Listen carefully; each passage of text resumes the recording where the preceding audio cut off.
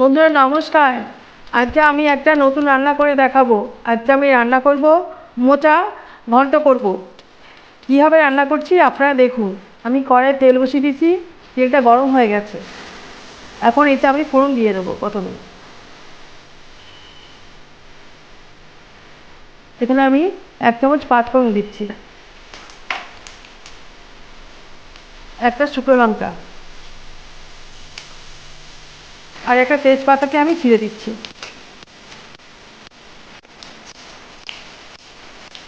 আর একটা আলু কেটে রেখে ছোটো ছোটো করে সেটা ভেজে নেব।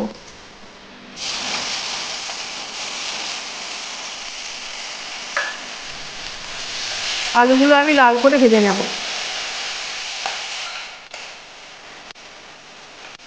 আমি আলুগুলোকে আরও লাল করে ভাজবো। ওগুলো ভাজা কোনো হয়নি, কাঁচা আছে। এখন আমি এই যে ইয়েগুলো নারকেলের কুচি কুচি কেটে রেখেছি, এগুলো এই তেলের মধ্যে দিয়ে এর সঙ্গে ভেজে নেব।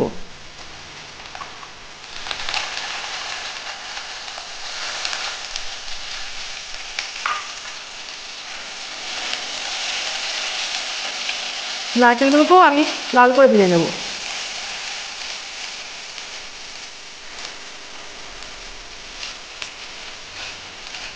এখনও ভালো করে ভাজা হয়নি, আর একটু ভেজে নিই। নারকেলগুলো ভাজা হয়ে যায় ভালো করে।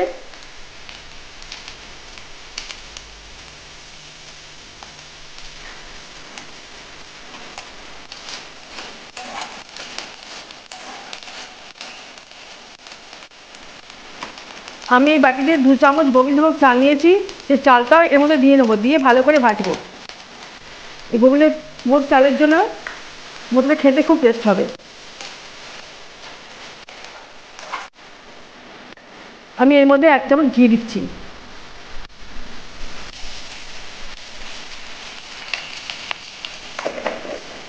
এখন আমি এই চামচে 1 চামচ আদা বাটা দিচ্ছি, দিয়ে ভালো করে এই মশলাটাকে কষিয়ে নেব।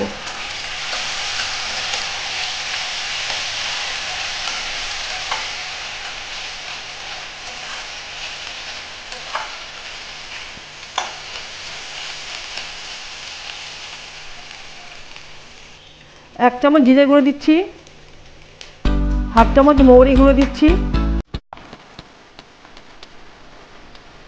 1 চামচ লঙ্কার গুঁড়ো দিচ্ছি। ঝালটা আপনাদের টেস্টের উপরে দেবেন। 1 চামচ হলুদ গুঁড়ো দিচ্ছি, দিয়ে এখন ভালো করে কষিয়ে নেব।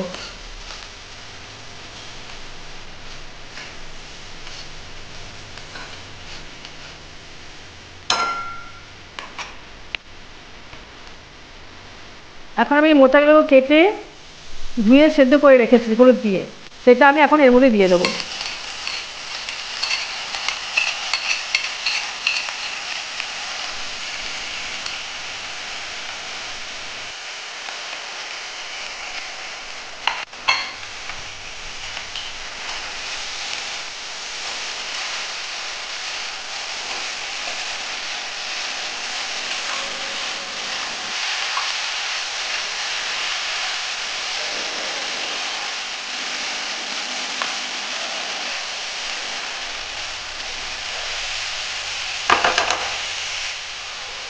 এখন আমি এর মধ্যে 1 চামচ লবণ দিচ্ছি। লবণটা আপনাদের স্বাদ অনুযায়ী দেবেন। আর সামান্য কষিয়ে নিয়ে এর মধ্যে জল দিয়ে দেবো। এখন আমি এর মধ্যে জল দিয়ে দিচ্ছি,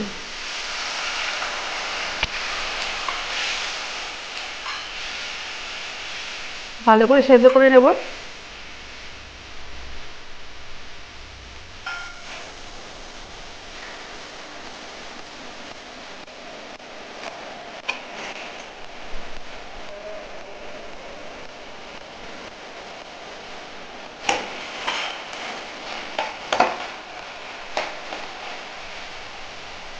আর কিছুক্ষণ হবে, চালটা সেদ্ধ হয়নি, আর একটু চালটা সেদ্ধ করতে হবে।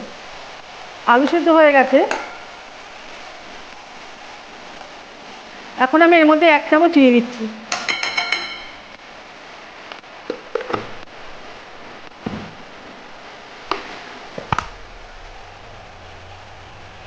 1 চামচ গরম মশলা দিয়ে দিচ্ছি।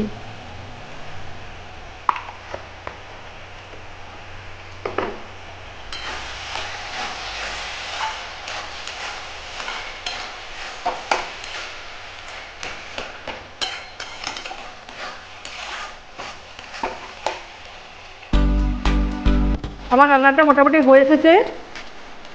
এখন আমি এর মধ্যে ঘি দেবো।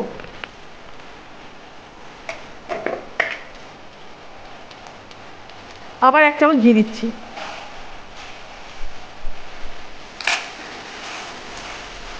এইভাবে রান্না করবেন, খুব টেস্টি লাগবে।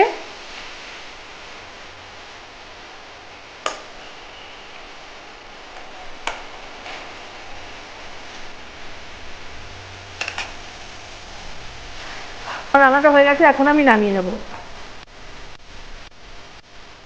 আমি এই ডিশটার মধ্যে সার্ভ করে নিচ্ছি।